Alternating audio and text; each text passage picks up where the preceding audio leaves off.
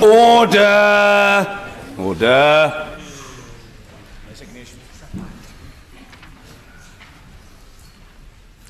The ayes to the right, 202. The noes to the left, 432.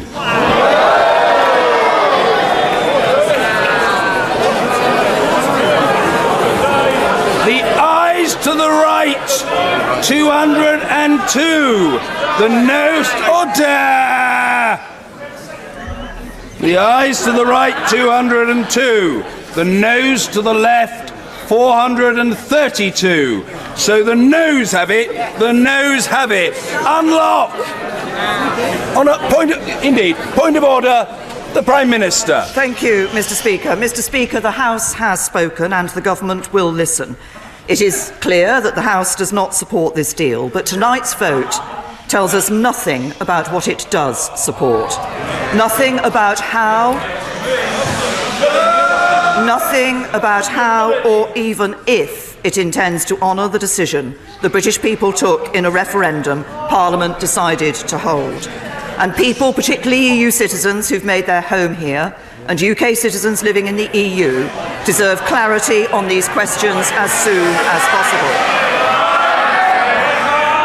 Order! Order! There's no good people shouting. There will be an opportunity for other points of order, but the Prime Minister must and will be heard. The Prime Minister. Those whose jobs rely on our trade with the EU need that clarity. So, with your permission, Mr. Speaker, I'd like to set out briefly how the government intends to proceed. First, we need to confirm whether this government still enjoys the confidence of the House. I believe that it does, but given the scale and importance of tonight's vote, it's right that others have the chance to test that question if they wish to do so. I can therefore confirm that if the official opposition table a confidence motion this evening in the form required by the Fixed Term Parliaments Act, the government will make time to debate that motion tomorrow. And if, as happened before Christmas, the official opposition declined to do so, we will, on this occasion, consider making time tomorrow to debate any motion in the form required from the other opposition parties, should they put one forward. Second, if the House confirms its confidence in this government, I will then hold meetings with my colleagues, our confidence and supply partner, the DUP, and senior parliamentarians from across the House to identify what would be required to secure the backing of the House. The government will approach these meetings in a constructive spirit, but given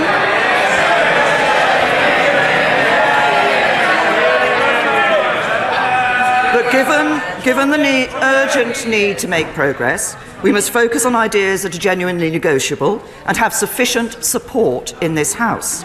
Third, if these meetings yield such ideas, the government will then explore them with the European Union. Mr. Speaker, I want to end by offering two reassurances. The first is to those who fear that the government's strategy is to run down the clock to the 29th of March. That is not our strategy. I've always believed that the best way forward is to leave in an orderly way with a good deal, and have devoted much of the last 2 years negotiating such a deal. As you confirmed, Mr. Speaker, the amendment to the business motion tabled last week by my right honourable and learned friend, the member for Beaconsfield, is not legally binding, but the government respects the will of the House. We will therefore make a statement about the way forward and table an amendable motion by Monday. The second reassurance is to the British people who voted to leave the European Union in the referendum 2.5 years ago. I became Prime Minister immediately after that referendum. I believe it's my duty to deliver on their instruction, and I intend to do so. Every day that passes without this issue being resolved means more uncertainty, more bitterness and more rancour. The government has heard what the House has said tonight, but I ask members on all sides of the House to listen to the British people who want this issue settled and to work with the government to do just that.